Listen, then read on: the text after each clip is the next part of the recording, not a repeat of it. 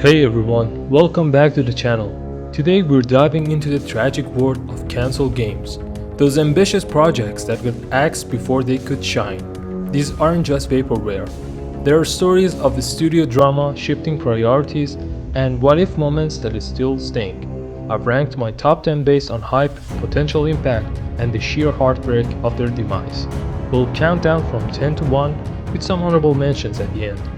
If you love gaming history, hit that like button and subscribe for more deep dives. Let's get into it.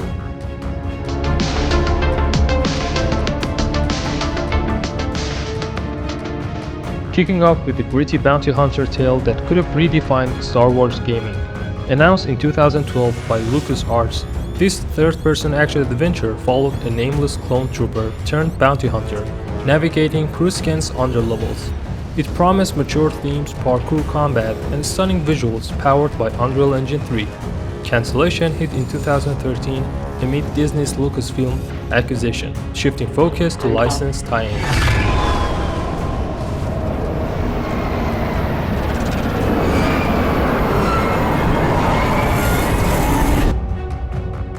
Blizzard's ambitious stealth-action spin-off in the StarCraft universe, announced at Tokyo Game Show 2002 as a third-person shooter for PS2, Xbox, and GameCube. Developed initially by Nihilistic Software 2002 to 2004, then handed to Swinging Ape Studios, acquired by Blizzard in 2005.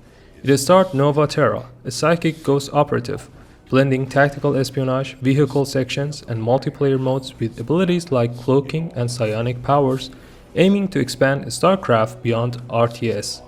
It fueled tie-ins like the 2006 novel StarCraft Ghost Nova and a planned comic series.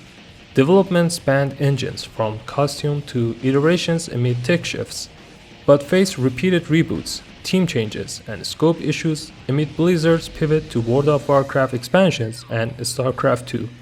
Quietly placed on indefinite hold in 2006 as it didn't come together per insiders, with resources redirected, officially confirmed cancelled in 2014 by Blizzard President Mike Morhaime. The playable Xbox build leaked in 2020, fueling fan modes and revivals, but the console market's evolution and internal priorities killed this genre blender. What could have been Blizzard's stealth breakthrough ghosted by dev-hell. Patrice Désilet's supernatural action-adventure set in 17th century Amsterdam with devilish themes. Originally prototyped at THQ Montreal in 2011, this third-person title let players wield back magic to control animals and explore historical settings. Teased as be as good as the devil, blending intrigue like Assassin's Creed with a cult flair. After THQ's 2013 bankruptcy, Ubisoft acquired the IP, rehired, then fired Désilet amid clashes, suspending development. He sued, regaining full rights in 2016, and blasted Ubisoft's bad reaction on social media, calling their handling dictatorial and fueling industry outrage. Through his Panache Digital Games, founded in 2014, it was shelved for Ancestors: The Humankind Odyssey.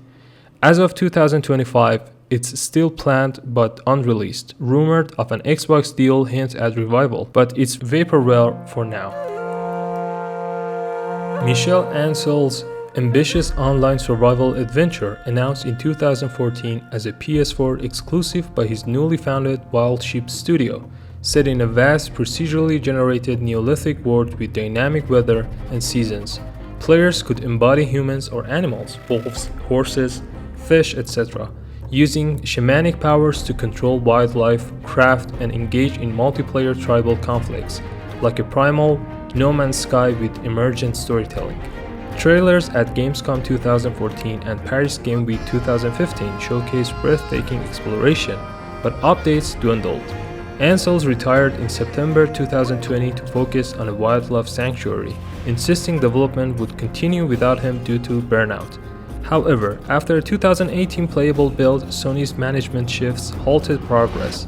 Ubisoft Paris took over editorial duties amid PS5 upgrades, demanding sweeping changes without playing it. Ansel called this a real scandal, saying the game was literally crushed by people in this department who were asking for all sorts of changes. Exacerbated by internal turmoil like Tommy Francois' 2020 exit over sexual misconduct allegations, Sony offered to reclaim it with the doubled budgets, but Ubisoft contracts blocked it. Confirmed inactive by July 2024 with the studio moving on, Ansel's visionary beast-taming epic derailed by corporate chaos. Amy Hennig's narrative-driven Star Wars action-adventure, codenamed Ragtag, initially Yuma, kicked off around 2013 at Visceral Game after EA's exclusive Star Wars deal with Disney.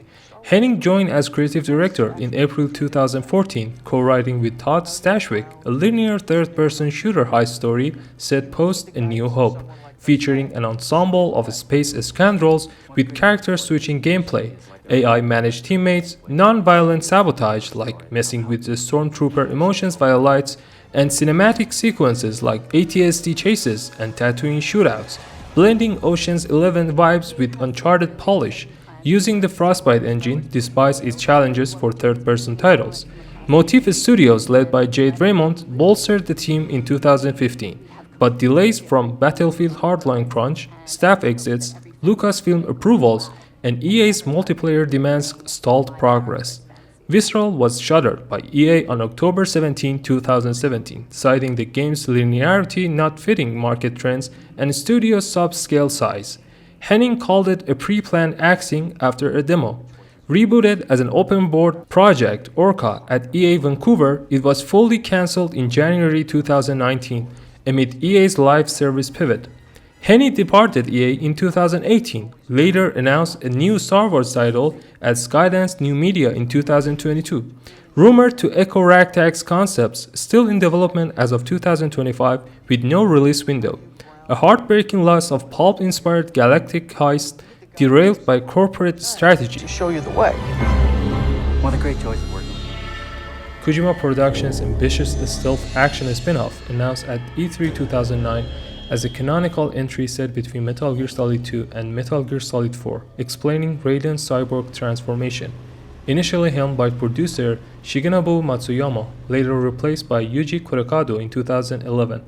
With Hideo Kojima as executive producer, it features Zantatsu cut-and-take mechanics, free-form slicing of enemies and environments to absorb energy, e.g. from a robot's battery, or gather intel, blended with hunting stealth for high-speed acrobatic infiltration, differing from traditional Metal Gear sneaking.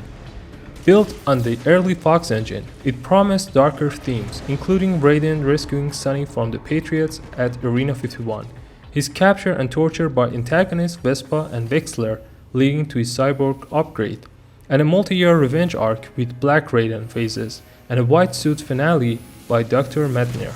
Gameplay include online elements, potential Kinect/move support, and enemies like the Mastiff UG and Boris Popov carried over to Revengeance. Development hit roadblocks, technical issues like 10 FPS performance, lack of tools, skills for the cutting system, and resource restraints from concurrent projects like Zone of the Enders reboot and MGS5 pre-production. Kojima secretly cancelled it in late 2010, deeming it unfinishable. After completing the script, boss concepts praised in later dev interviews as intricate and serious highlights, including a psychic solid snake illusion boss, motion capture, and voice lines much unused in the revamp. Handed to Platinum Games in early 2011, it was rebooted as Metal Gear Rising Revengeance, post-MGS4 setting, action-focused. Recent 2024 revelations from Digino Gaming's developer interview with staff like Mineshi Kimura detailed the full plot and confirmed the project's advanced state before axing, fueling fan mods of leaked Xbox builds. A what-if stealth masterpiece lost to dev hurdles and Konami's 2015 Kojima Fallout.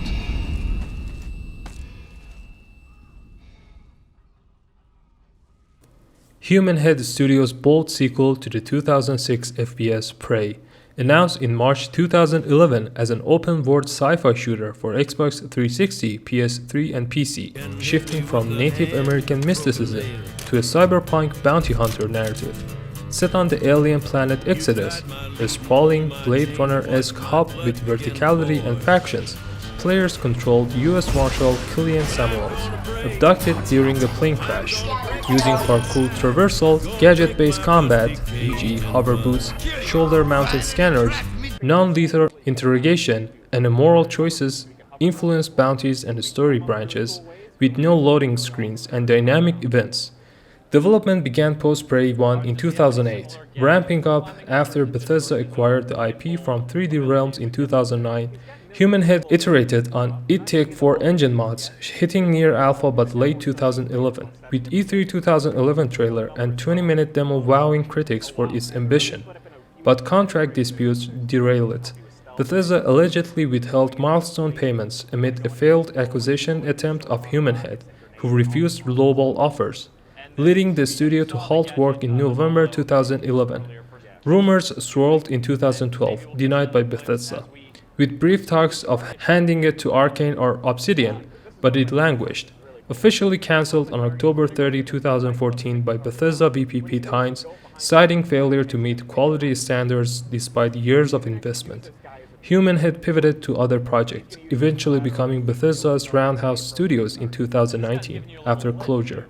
Elements influenced Arcane's 2017 Prey reboot, and leaked 2011 footage surfaced online in September 2025, reigniting fan interest in this law-based western.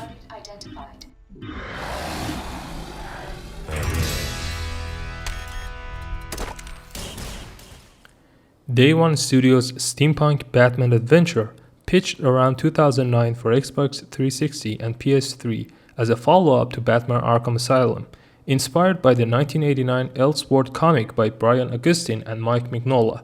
Set in a Victorian-era Gotham with 19th century technology, it featured Batman combating Jack the Ripper and city gangs using gadgets adapted to Gothic, lamp-lit streets and cobblestone alleys, with a dedicated slow-motion mechanic for combat and exploration.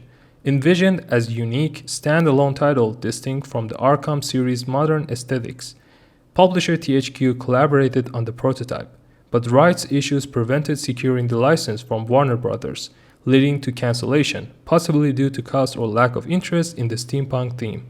Early concept art by Julie Farrell and gameplay footage leaked in 2012, showcasing Victorian Gotham's foggy atmosphere and potential. The comic spawned a 2018 animated film and DLC skins in Arkham Origins, but this full game remains the lost gem of alt history Batman, derailed by licensing woes. Happy birthday, by the way. Ubisoft's tactical first-person shooter prematurely announced on November 4, 2011 via a pre-rendered trailer, conceptualized in 2010 to showcase potential level design, not actual gameplay. Amid leak fears developed by Ubisoft Montreal with support from Ubisoft Toronto and Red Storm Entertainment, initially targeted for PS3, Xbox 360, and PC with a 2013 release. It shifted to next-gen consoles PS4, Xbox One by E3 2013. Plot centered on Rainbow Team led by ex-Navy SEAL James Wolfe and his protege, Echo Leader, combating the True Patriots, a domestic terrorist militia avenging Wall Street corruption through attacks like bombing Times Square, exploring moral gray areas where players might compromise ethics or even play as terrorists. Gameplay promised story-driven single-player and a multiplayer on the Anvil engine, with innovative mechanics like branching choices, e.g. sacrificing teammates or drowning suspects, perspective shifts, and hyper-realistic squad tactics. Development hit major snags, key staff including creative director David Sears, narrative director Richard Rouse III, lead designer Philip Therian, and animation director Brent George were removed in March 2012 amid internal disputes. GameStop canceled pre-orders in May 2013. Engine transition and next-gen upgrades caused delays. Officially axed on June 9, 2014 with Ubisoft North America's Laurent Detac citing it didn't come together due to quality issues, team restructuring, and market shifts. Resources pivoted to the multiplayer-centric Rainbow Six Siege, released December 2015. Controversial post 9/11 themes of inequality and domestic extremism likely amplified backlash risks, dooming this narrative powerhouse to vaporware. Remote detonator. This is bad. There's more than 100 people still in the kill radius. We're out of time. I'm sorry. Over here, now! No, don't do this! Such a drag. Every day he'd eat the same kind of food, dress the same. Kojima Productions' planned horror reboot of the Silent Hill series announced at Gamescom on August 12, 2014 via the free interactive teaser PT, playable teaser on PlayStation Store. A first-person psychological horror demo set in a looping haunted hallway, starring Norman Reedus as a nameless protagonist solving puzzles amid escalating terrors, which amazed over 1 million downloads by September 2014 and earned widespread acclaim for its immersive dread, though it was a self-contained story not directly from the game. Directed by Hideo Kojima and Guillermo del Toro, with horror manga artist Junji Ito slated for creature designs, though he hadn't started work, and Cliff Bleszinski approached by declining collaborations.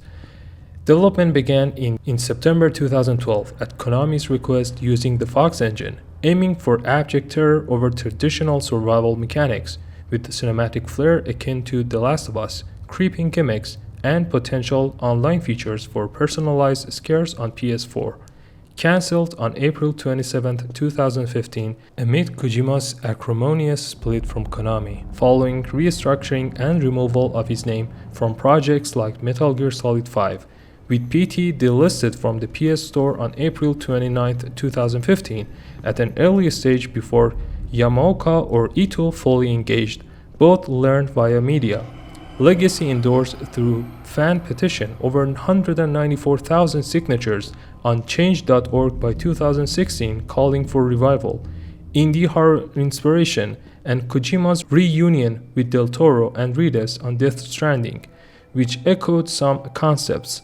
Persistent rumors of revivals like with Bloober Team or Abandoned proved unfounded, cementing it as gaming's most infamous vaporware. What a heartbreaking list. From Star Wars highs to Silent Hill's nightmare tease, gaming's what-ifs hit hard. Which one's your biggest regret? Silent Hills for me. Comment below. Like if this stung, subscribe for more gaming deep dives, and catch my last video. Thanks for watching and peace out.